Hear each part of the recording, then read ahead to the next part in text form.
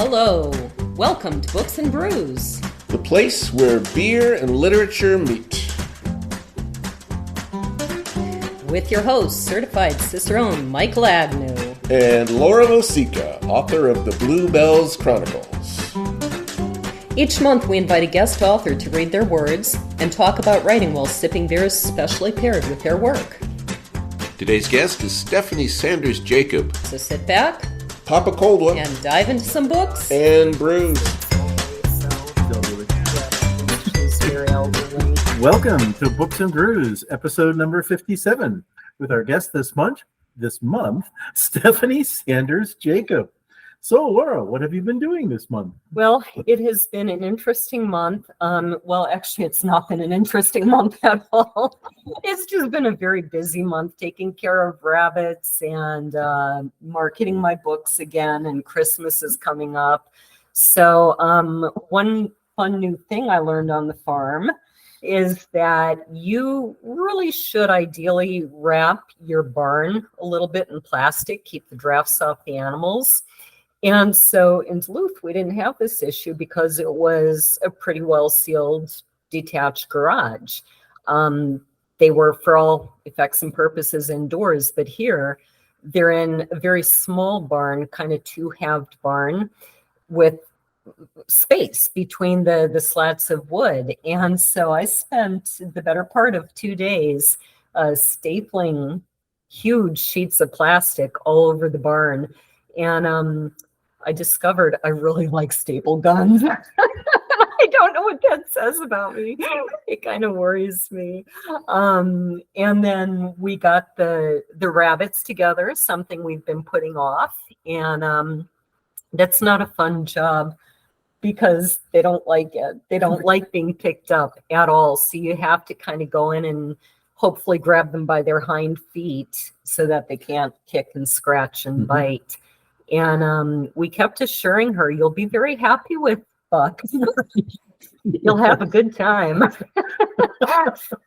And hopefully she did. And hopefully we'll have rabbits and more bunnies in about 25 days. And other than that, we've kind of had fun. We decided to do a little bit of twist on Books and Brews. Do you want to tell them about that?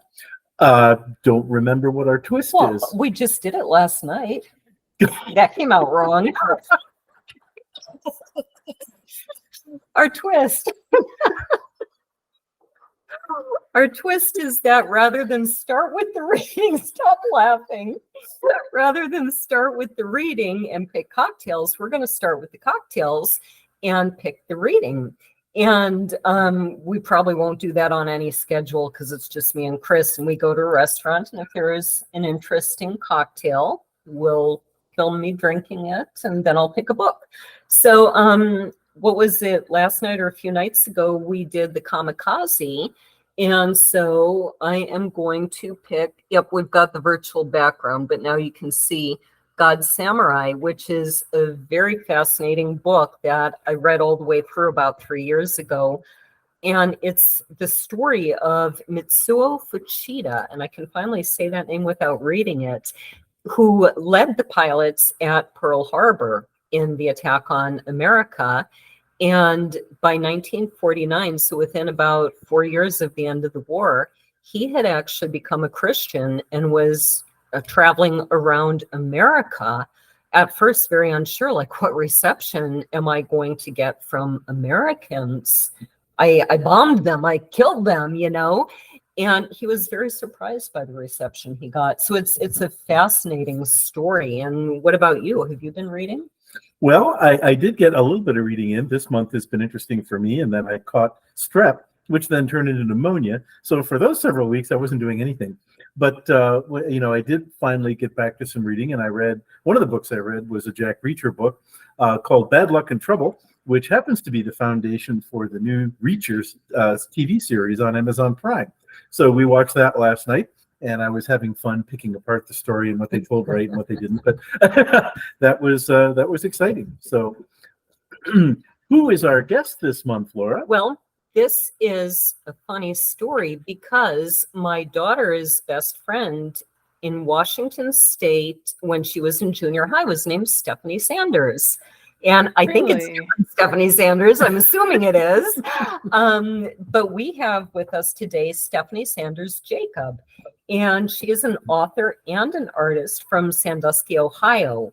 Her alien abduction novel, Singing All the Way Up, debuted with No Bad Books Press in July 2023. So very new. Congratulations on your first book. Thank you. Was that like the thrill of your life?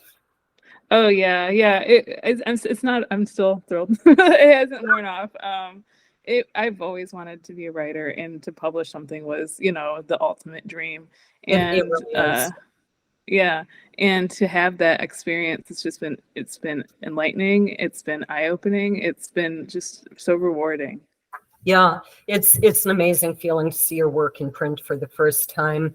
Finishing up the bio, Stephanie's short fiction has been featured by Books of Horror, Hearth and Coffin, Mixer, Mosaic, and Ether Arts. And you can find her online at sandersjacob.com. So that brings us already to our very first cocktail. Chris, what is that? Yes, well, I had some fun with this reading, and towards the end of the reading, you see the whole mentioning of the freak show, and knowing that some of this is taking place in the Victorian era. There actually is a cocktail called the Freak Show, which kind of dates back to the whole Victorian kind of predilection for looking at sideshows and freaks and things like that, and just commenting on them and having a great time. And this drink recipe actually dates back to this time. So I thought, well, what a great way to kick off the drinks. So this I've done a little bit of pre-mixing, but we have some vodka, some blue curacao, lime juice, simple syrup, pineapple juice, and I'm going to shake that with some ice. So we'll get the ice in here. And after I finish shaking it, I'm going to pour it into a glass and top it off with a little bit of club soda. And as with every shaker, it pays to really keep a good grip on it, because they can definitely fly apart on you. So now we're going to pour it into the glass. And as you can see, there's, the blue curacao is coming out with a nice blue color. And then, like I said, I'll be topping it with a little bit of club soda here in just a second.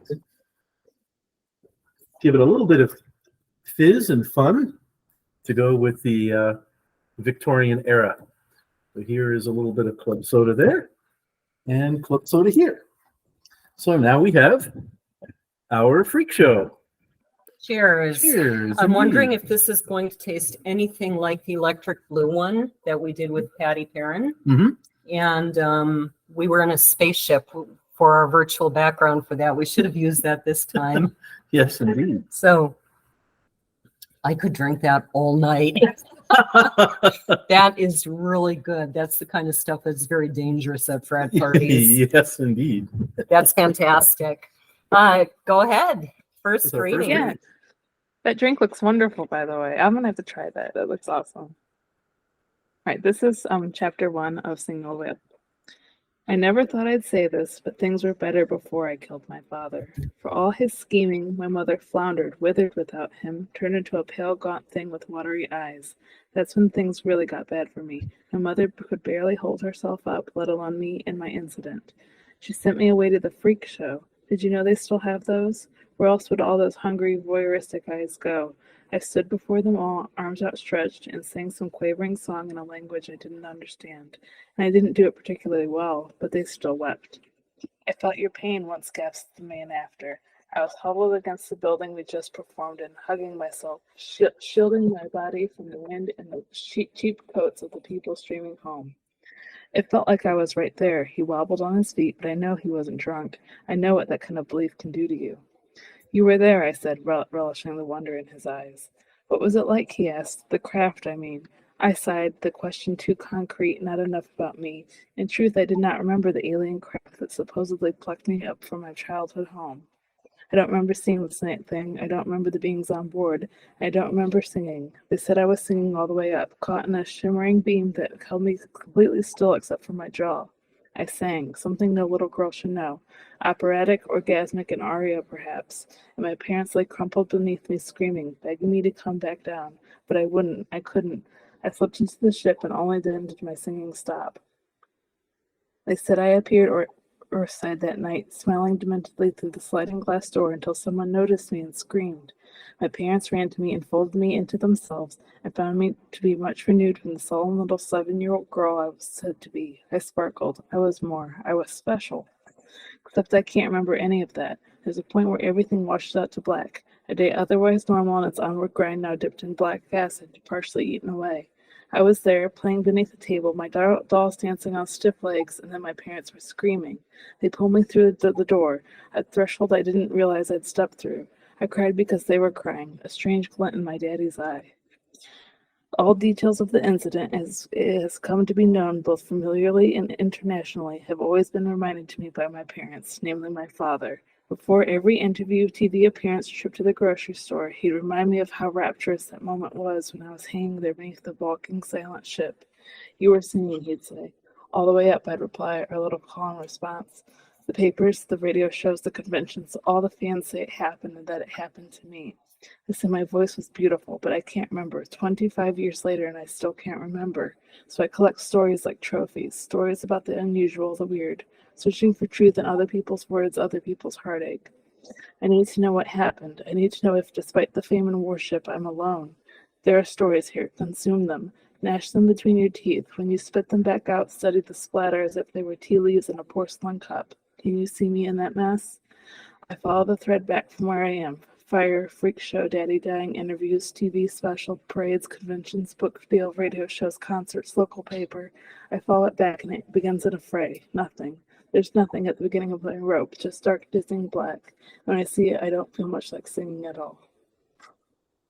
That is an opening that I think people could not stop reading. To open with, things were better before I killed my father. This is one of the reasons I really like reading an author's entire book, because I get a much better sense for it. And one thing I found fascinating about this is that Laura is a very unreliable narrator, and she knows it because she doesn't remember the incident, and she doesn't even know for sure herself, did this really happen? And throughout this, I found it fascinating because it's this very unique experience that virtually none of us are going to have. And yet I think it has lessons about life, because throughout, for instance, we learn that people aren't always who Laura thinks they are. And so I was curious, what came first? The, how did I phrase this? The book and the story and character of Laura, and then you researched UFOs? Or did you know all about these UFO stories and work a story around those? So I've always been interested in UFOs and aliens, and I had a lot of alien knowledge, and I was like, I got to do something with this, and and it was when it started heating up in the news and stuff. It started becoming pretty timely, and I was like, either I'm going to do a podcast, I'm going to write something nonfiction, or I'm going to return to like what I'm most comfortable with, which is fiction. And I opted to write fiction, but I also wanted to take a UFO story and kind of subvert it, make it more about the people, and make it something that could have been beautiful at one point. So yeah, I definitely was interested in UFOs and aliens for a very long time before writing this. Yeah, and for potential readers, I hope that our listeners will read this.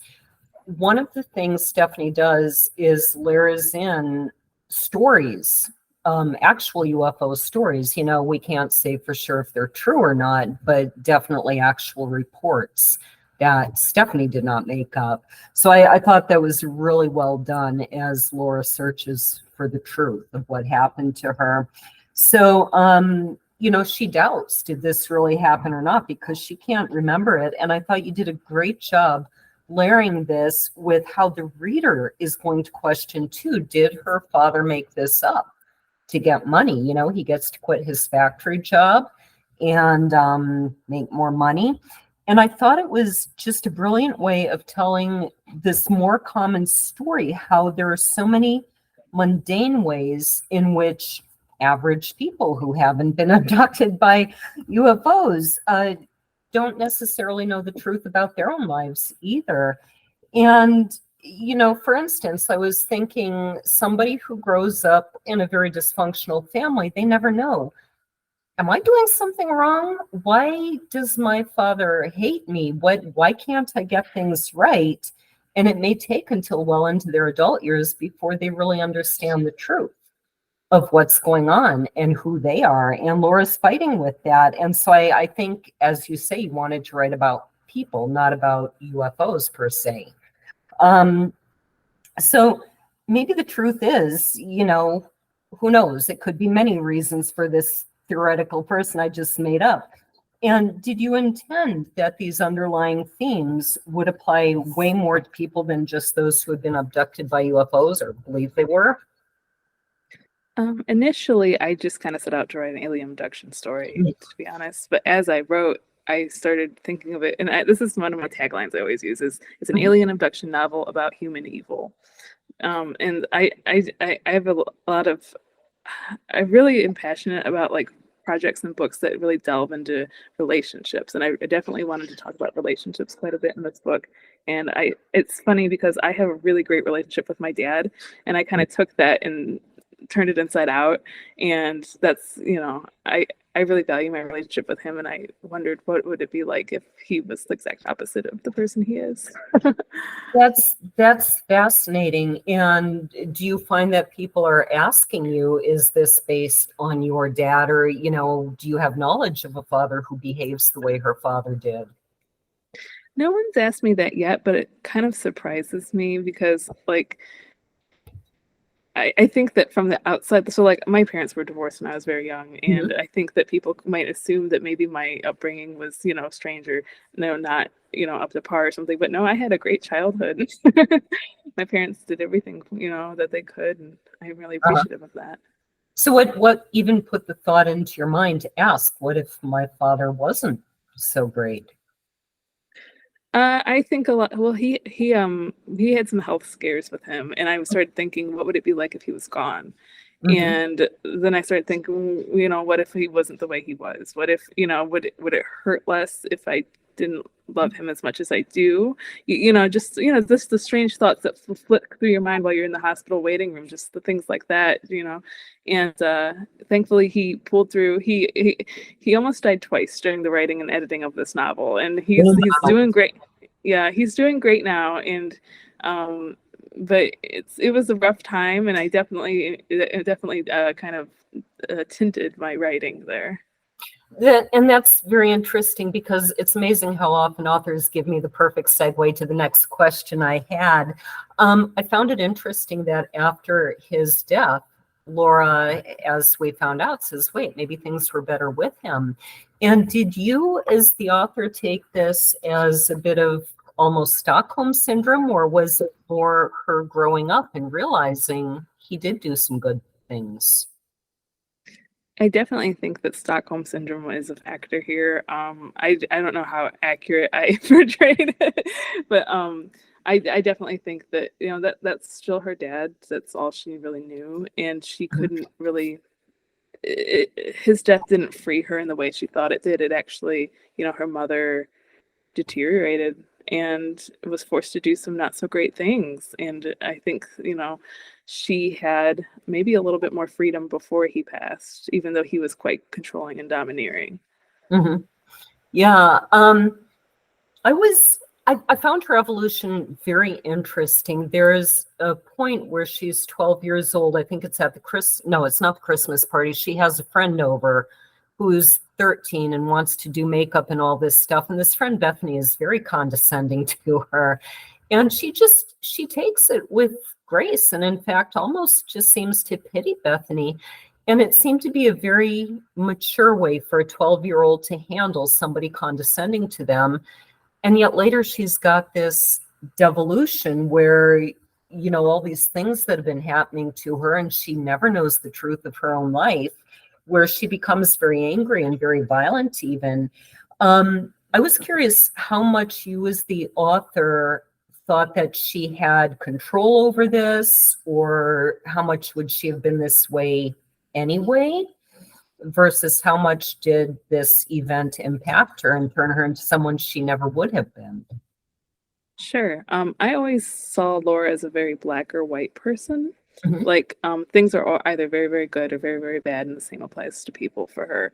And I think that she probably would have been that way regardless. I just get that feeling from her. She's very strong. She's a strong personality, and I think that without this incident happening to her, she would probably still be the same way. I think that she's learned some humility at times, but when you cross her to an extent more so than Bethany did, like when you do something that like I don't want to spoil it, but what Sylvia did or what her father did to her, she's definitely going to punish you for that. Mhm. Do you think she's actually borderline manic to some degree? Maybe I actually had I don't know how accurate this is either, but borderline personality disorder. I'm kind of interested in researching that. I've got some people in my life who are kind of but and I That's definitely that's a fascinating thing you bring up, because I also have someone in my life who I've done some research on borderline personality disorder. And I think in this particular case, it might stem from a trauma that maybe nobody knows about. I had a friend online, and when I was describing some of these behaviors, he asked, did she have a funny uncle? And at first I was so clueless. I'm so naive. I was like, huh? And then I went, oh. And I started thinking about Funny some uncle. of the stories I had heard regarding this particular person. And I thought that is very, very possible. And so is in your research, do you find that there tends to be trauma, or is this just the way people are born? I think that there's a mixture, and I think that it can be genetic, but I think definitely also think that there can be, kind of like a traumatic event or something that exacerbates something that's already there. But I definitely think trauma can cause that too. Mhm. Yes. Yeah, I think this book really spoke to me because some of these things in my own past I've really looked at. I watch people, and I try and figure out how much control do we have over who we become. You look at a family that is either wonderful or not wonderful, and the kids go completely opposite directions. You've got one kid who's just, all put together and great, and you've got another kid who's, I don't know, blowing up bombs and getting the FBI called on them or something. Not that I know of anyone like that. Don't take it wrong that I'm looking at him. No, there's someone we know who has a family like that. So you have some short stories published too. What are one or two of those?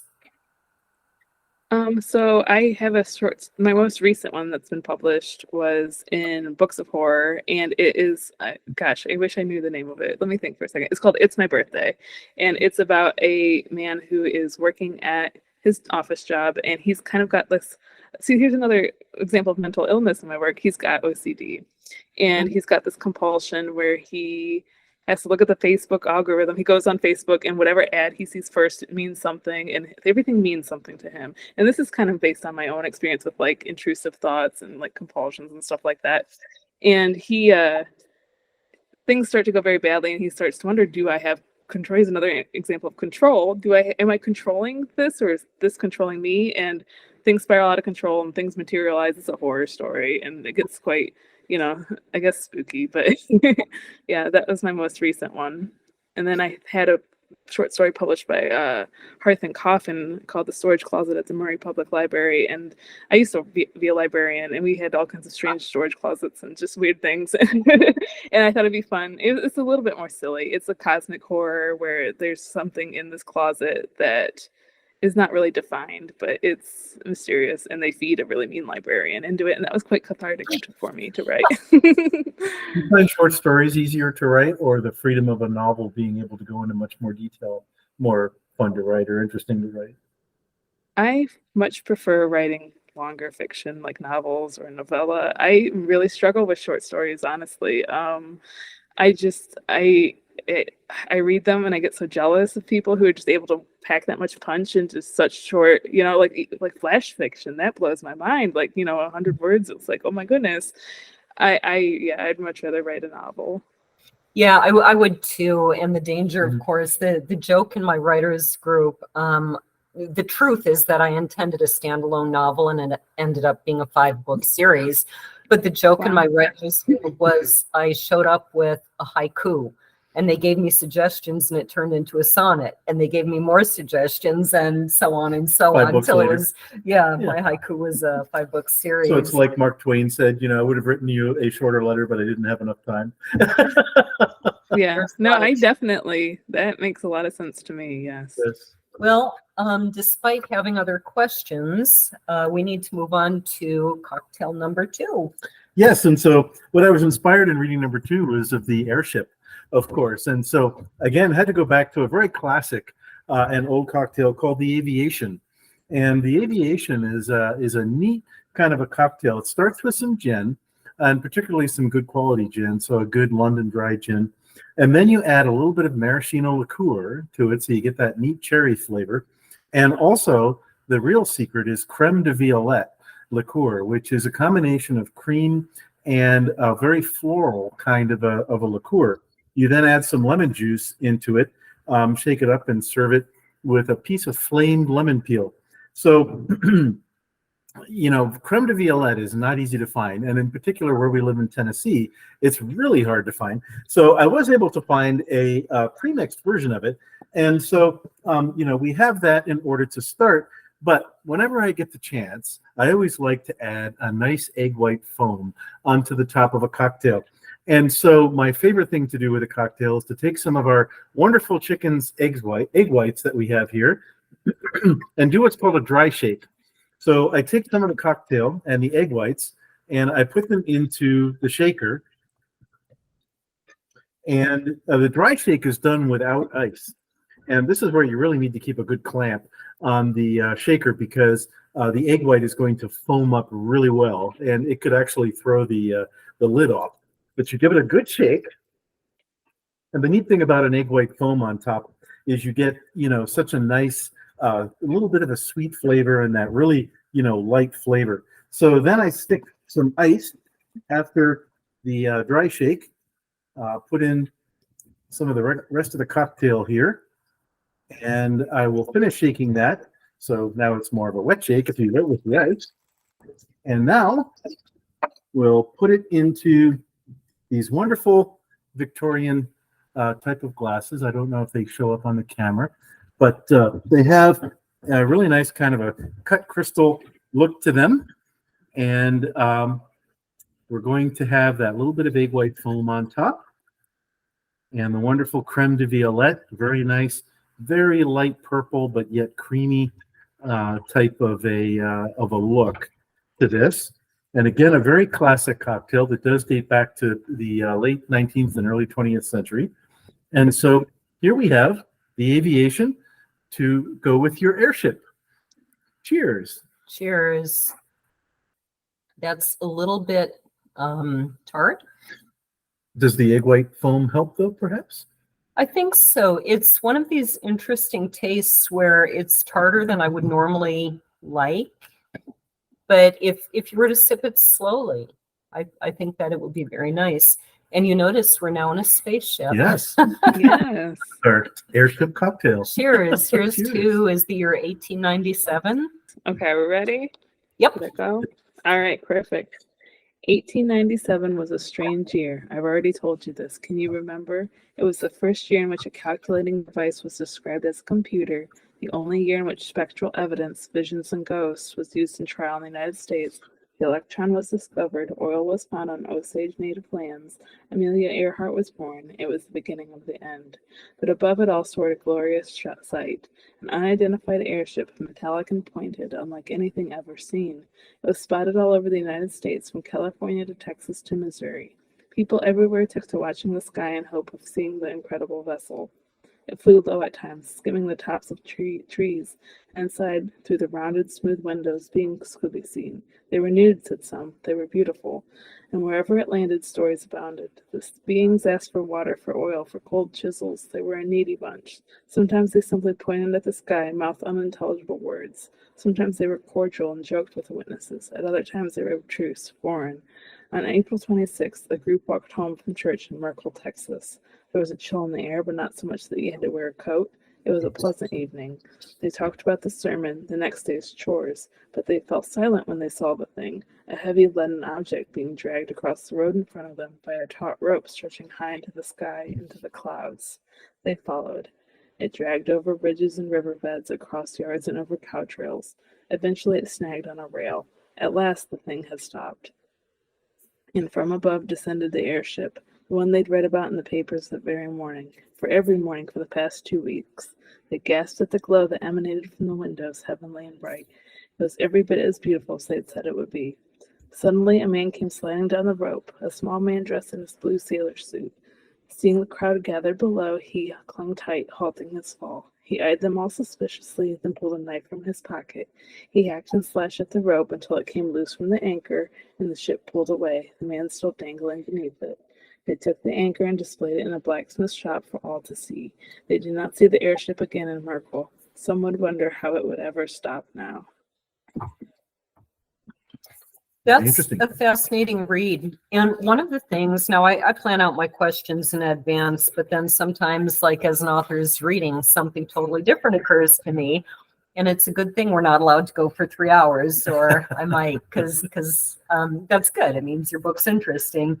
But what I thought of as you were reading this is it seems like some years are what we call watershed years, that they just seem to attract, like 1968 in recent history. That, like, just all kinds of stuff happened in 1968, including the birth of Hers truly.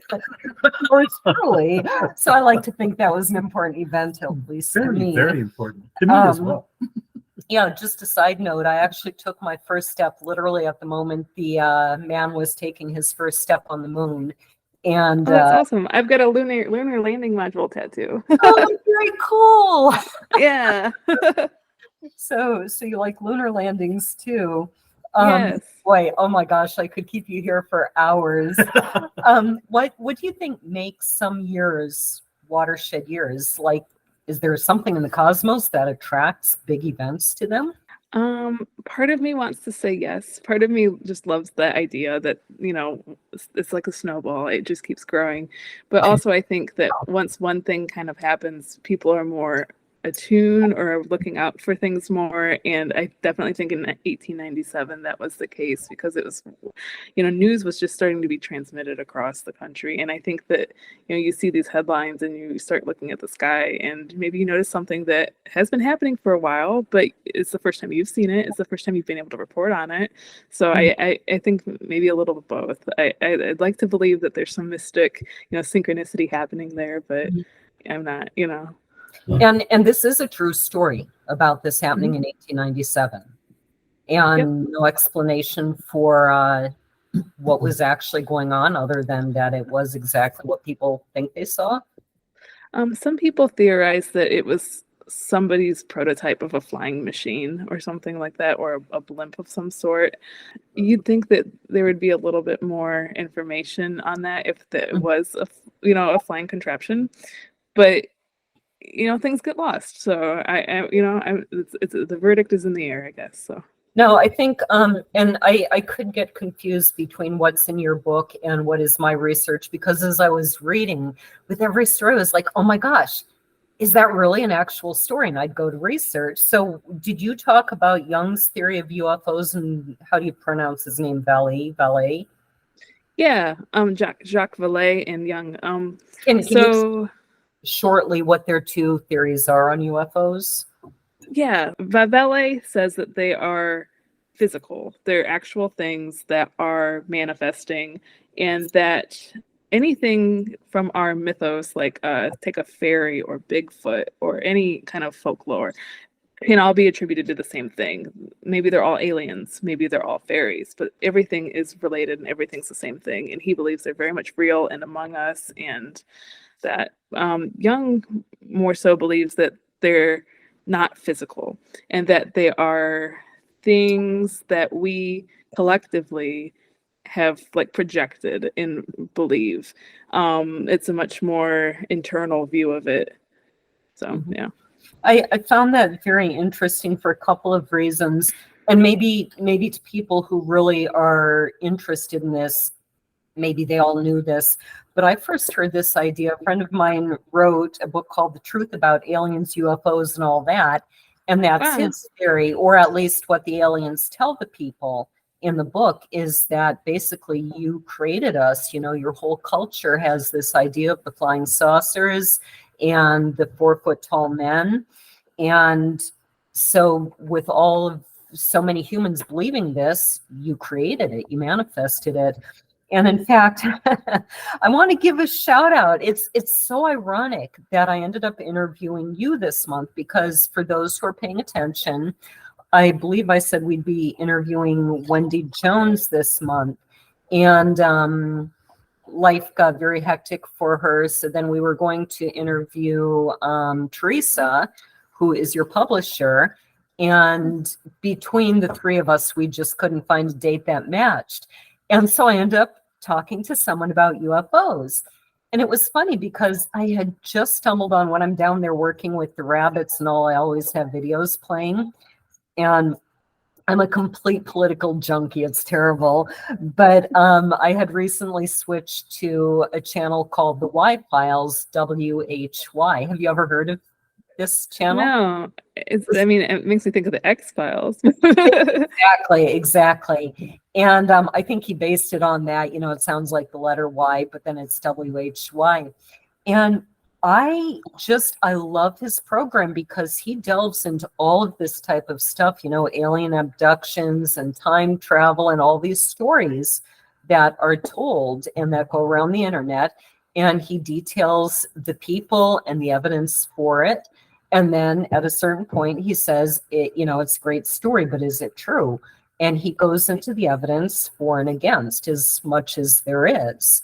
And he also, I just I don't know, a day or two ago, listened to a video where he talks about this idea that we actually create these UFOs and so on. And so I have to ask you, having written a book about UFOs, I'm sure you've now got people asking you, do you believe they're real? I absolutely do. And I'll tell you a story that's it feeds into both of those ideas. Mm-hmm. I woke up in the middle of the night, and I sleep through the night. I'm not the kind of person to toss and turn. I'm out, and I woke up in the middle of the night, and I thought, I have to go outside. And I don't go outside in the day. Like, why am I going outside at night?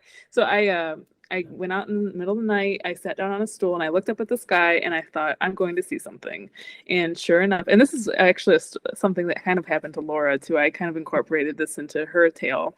But a small red glowing orb went very slowly across the sky.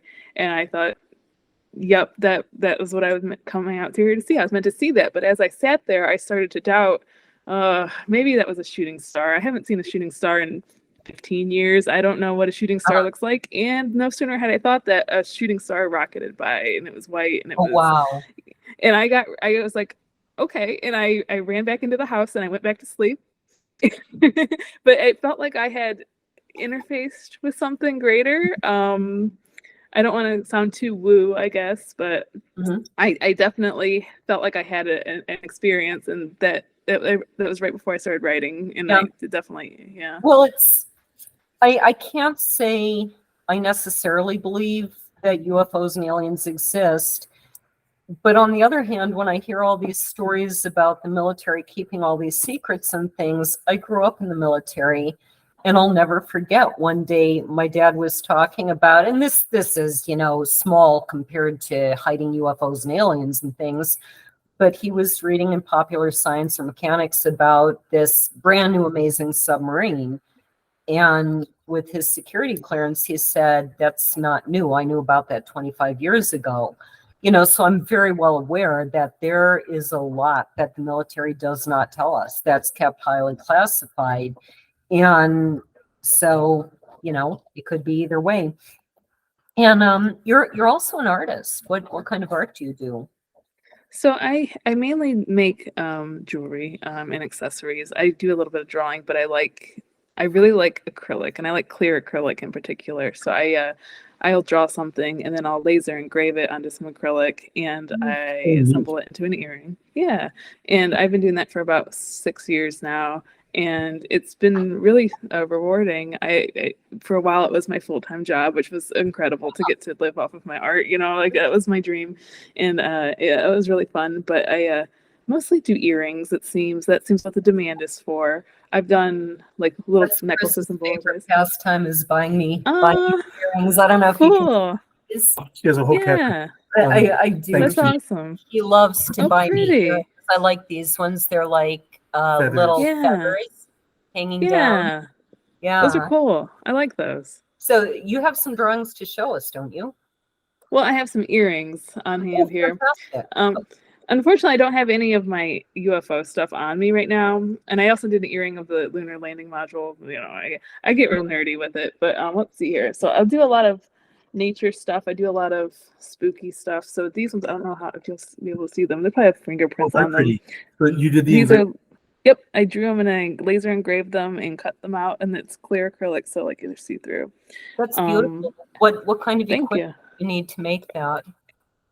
So I have 2 Glowforge laser cutters, and they're not the best laser cutters. You can get cheaper ones, you can get faster ones, but at the time that's what I ended up getting, and it's been really nice. I started out with a Cricut, which is like kind of a plotter machine, and and so I started with those, and then it's very much a very easy leap from a Cricut to a Glowforge.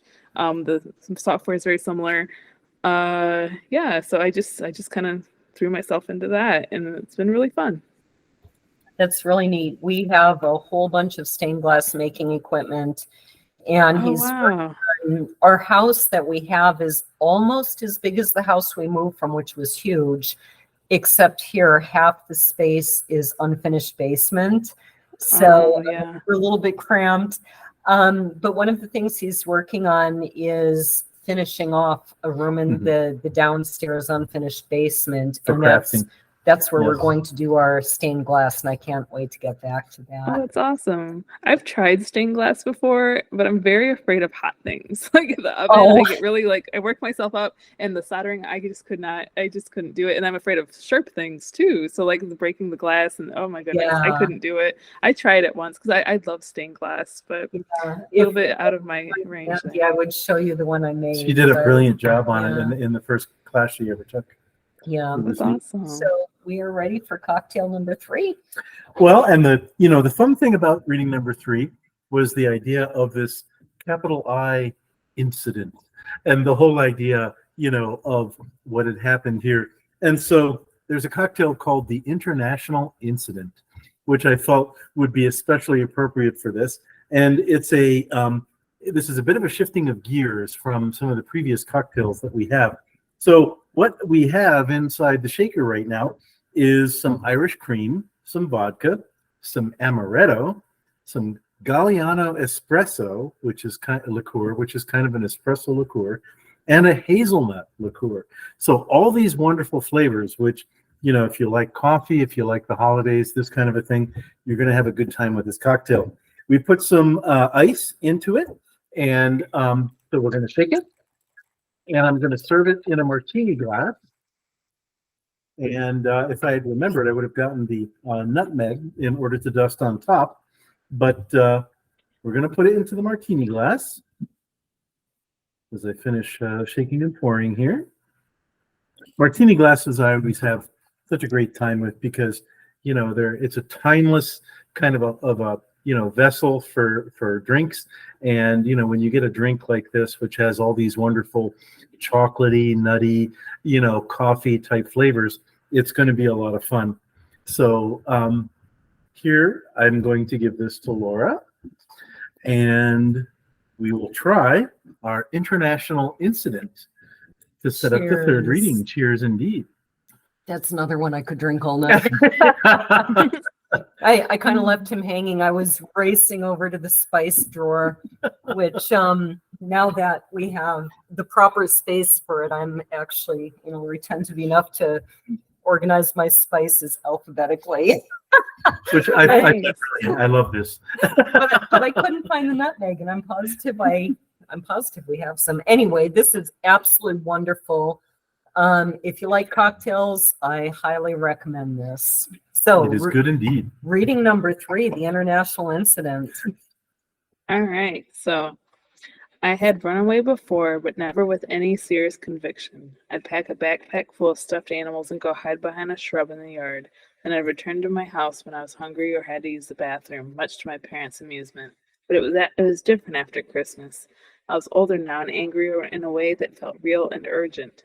I had been embarrassed by my daddy, the way he always got into fights, even with my family, and how he had to involve my incident into everything. I didn't want to be near him, and my mother, she was an accomplice, silent and allowing. By leaving, I was taking away the one link Daddy had to the golden and glittering world of the supernatural. I knew Sylvia lived in Grand Oak, and that couldn't be all that far. I had a MapQuest printout folded in my pocket, promising me only 2.5 days of walking. So I packed a real bag, packages of Pop-Tarts, bottles of water, clothes. I put on a double layer of socks and snuck out into the cold when my parents napped. It was exciting at first. I walked along the ditches, peering into them for any signs of life. Sometimes I saw animal tracks, a deer's cloven hoof deep in the snow, or the pitter-patter of rabbits with their uneven gait. I stumbled into holes and across stray rocks, but I didn't dare walk on the road. It was coated with black ice, and I was sure I'd fall, and my adventure before it really started. I stared into the fields surrounding me and thought about how I could be anywhere. The shorn, snow-swept fields here looked the same as the ones around my house. They glowed ominously with dazzling snow, so like the stars, surely a sign I was on the right path. When I got thirsty, I pulled a water bottle from my bag only to discover it had frozen solid. I stuffed it back inside, embarrassed even though no one was around to see. It felt like a childish thing to have done, packed something I couldn't use. Instead, I stooped and shoveled up a handful of snow in my gloved hands and ate it. It was vaguely salty, and I thought maybe I should have ventured farther from the road. I continued on and eventually found myself along a dark road cutting through a large wood.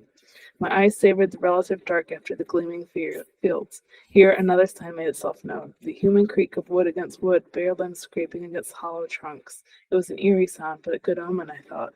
The world was showing itself to me at last. A car crept by, going slowly to gain traction on the ice and to gawk at me, I assumed. I tensed. It wasn't our car, but maybe it was someone we knew sent out to look for me. Or maybe someone who would stuff me in the trunk, take me somewhere else, easy prey, but the car didn't stop. In reality, all my parents had to do to find me was to follow my clumsy footprints in the snow, a real trail of breadcrumbs. I didn't mind having left such a simple path to follow. I almost wished they'd come after me, fold me in their arms like they hadn't done since that night so many years ago. If you don't mind me asking the first question, what I found interesting about this reading was the idea of her calling her father daddy. And I think of, that's the ultimate and affectionate kind of, calling of your father. And it inspires me to think of the biblical verse where Christ calls out to his father as Abba, which literally means daddy, in Hebrew or Aramaic. And so, I found it interesting that given all the challenges that she had, she would refer to her father as daddy. And I was just kind of curious as to how that came across. Yeah, so I called my father daddy, and that was, another subversion of that. But I just, I wanted there to be a little bit, it's kind of also like a powerless thing to call somebody daddy. Like, you're subservient to them a little bit. And I liked that, and I kind of had in my mind that he asked her to call him that, instead of just calling him dad or father or something like that. And also I always referred to her mom as mother, except for one part where she kind of melts into like the affection she's receiving and calls her mommy. And so I kind of wanted to like make it seem like, despite the horrible way he treats her, they were closer than her and her mother. So, yeah. And that really brings us back to the question, what would this man have been without this incident? Would he have been a better father, or would he have been the same person? I mean, you as the author, what do you think? I think he would have been the same person, and I think he was just looking for something he could monetize and capitalize on. Like in the first reading, I said he had a strange glint in his eye, even as she was falling into his arms after the abduction. He just immediately saw money signs. So no matter what happened, like I said before, I see so many themes in here, and you said yourself that this went from writing about UFOs to writing about family and relationships, and I really think you did that brilliantly. Thank you. I see so many of these themes, and again, I've never been abducted by a UFO, but I saw things in this that I applied to my own life and my own upbringing, and things that went on. What themes do you see in this, and what do you hope your readers take from this book? Sure. I see definitely a lot of themes of control, a lot of themes about fate. I think that kindness is kind of a theme here as well, in accepting human kindness. Kindness? Okay. Yeah, kindness. Okay. And there's a character in the freak show section of the book, Warner, who shows her a lot of kindness. And she, at first, they have a great relationship, but then she kind of takes advantage of him and tosses him away when he doesn't give her what she wants. And I think that just empathy and just human what we can give one another, basically.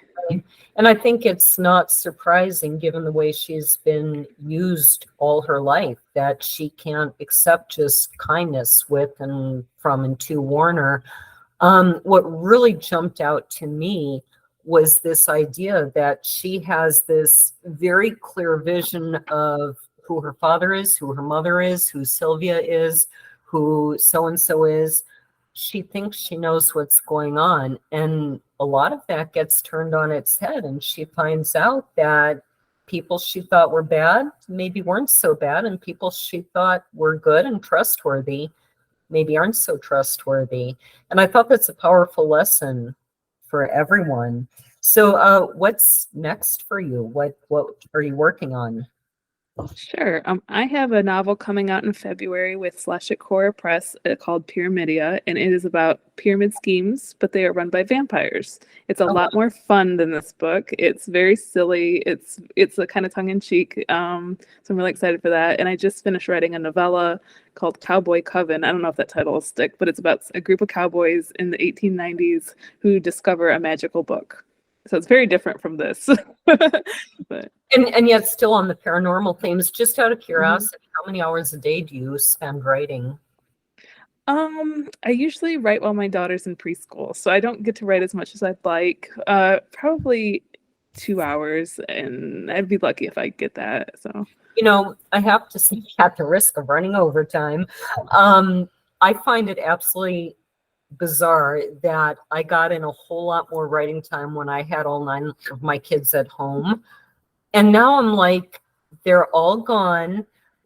All I have to do is take care of the rabbits and chickens. And the sheep. And the sheep and the dog. The 2 dogs. That puppy. We have a puppy. And me. yeah, and you. You don't pee on the floor nearly as often. Rarely, right? This darn dog.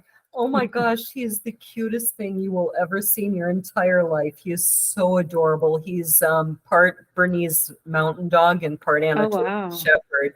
So we call him Boo Bear because he's almost pure white. He's just this big fluff ball, and we got him just before Halloween. And he's so cute. And one of my friends says, well, just, take him out regularly. Well, I do. I spend most of the day outside with him.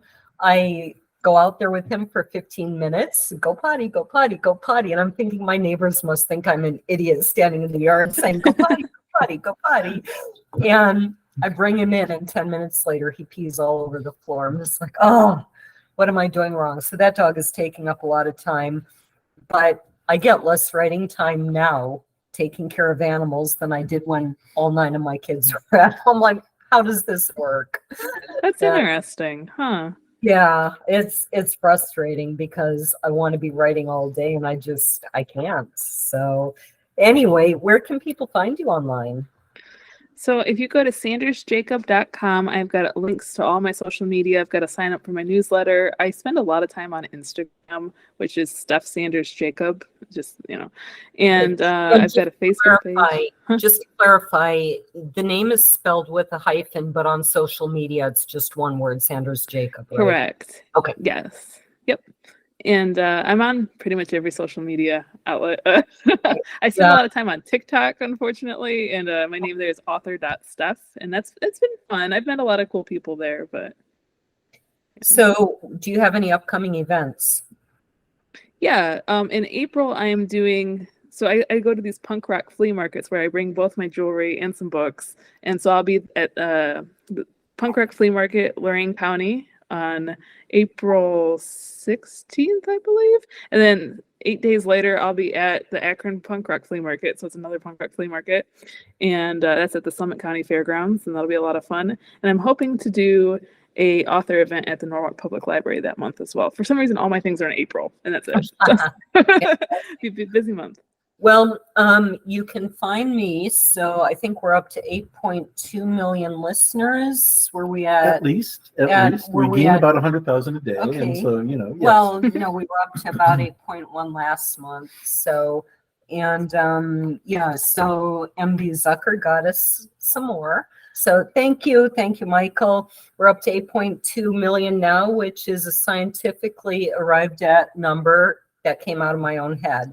Yes, it because did. That is the way it should be. Which is a highly reliable place, I can assure you. Right. So for those 8.2 million listeners, you can find me at lauravosica.com. You can find me and Michael at booksandbrews.net. We're on Instagram. I believe we're Book N Brews. And we're at YouTube at symbol Books and Brews, and probably somewhere else too. I'm kind of at Laura Vosica on all the social media, that just in case anyone is curious, I'm officially bohemian. I'm allowed to wear swirly skirts because that's where my family's from. I actually wears them very well too, I can assure you. For the first time in about 3 years, I actually do have upcoming events. I'll be at the Overhome Trading Post in January in Thornhill, Tennessee. If anyone wants to look that up, I will be selling books and rabbit manure. Yes. It's absolutely fantastic fertilizer, and that's why people buy it. I do have, and I'm starting to contact people for other events. I have articles being published by booksbywomen.com at the end of end of December and again in February. And I have an interview coming up on a historical fiction podcast in May. I thought I knew the name of that site and I couldn't find it. And so, Laura, who's coming next month on Books and month? Brews? I say this every single month. And every single month it's true. I am really excited about next month's author. His name is Peter Andrew Sacco. He is, and hopefully I pronounced that right, he's the author of 30 books, fiction and nonfiction, and he is published on 4 continents. I'm guessing that does not include Antarctica. I hear the penguins are not very good readers. It's true. Yes. They don't do Amazon. We're actually munching penguin-shaped crackers. Oh, so very, very exciting. Yeah, we. I think it's a bad idea to just sit here and drink alcohol without, on an empty stomach. So we have our snacks. Anyway, back to Peter. Right. Got sidetracked by penguins. Peter is a resident expert and regular of Top 50 USA radio and TV markets, including Fox, CBS, ABC, ESPN, Coast to Coast, iHeart, and over 100 major radio and TV networks. He is a multi-award winning director, cinematographer, actor, and producer on, this does say 7 continents. All 7. That's amazing. I'm going to have to ask him about that. Yes. He's written more than 800 articles, both self-help and fiction, appearing in major news media worldwide. He has been a university professor for 28 years, as well as being a psychologist, specializing in criminal psychology, sports psychology, and addiction studies. So that's what we have coming up next month, and I'm excited about that. And Stephanie, thank you. This has been a really wonderful conversation, and I really do wish we had 2 or 3 hours more. Yeah, this was super fun. I learned a lot about mixology. I definitely want to try some of those. And it was nice. It was just nice talking. Yeah, please do send them, or I'll just listen back. Yeah, we were at an alcohol, or I'm sorry, not an alcohol store. They're probably called liquor stores. That just sounds so much more dignified. We were at a liquor store at 9 a.m. this morning. We dropped my son off. He drove a truck with our stuff from our storage unit in Duluth. He drove 19 hours. If you can stand a little bragging, 8.2 million listeners. He drives very large vehicles for the military. He's 21. Which scares her to death. It does, because I'm a mother, and this is my baby. He's one of the youngest of the 9 or 10 between us. And he drove this massive, huge truck loaded with our stuff down here. So we dropped him off at the airport for him to fly home this morning, and promptly went to a liquor store at 9 a.m. Yes. And I always think that just looks so wrong. It's like, no, this is for business. Seriously. It's very much. Yes, it's, business and medicinal effects. Highly medicinal. Right. So, cheers. Yours is empty, but cheers. Thanks for being here.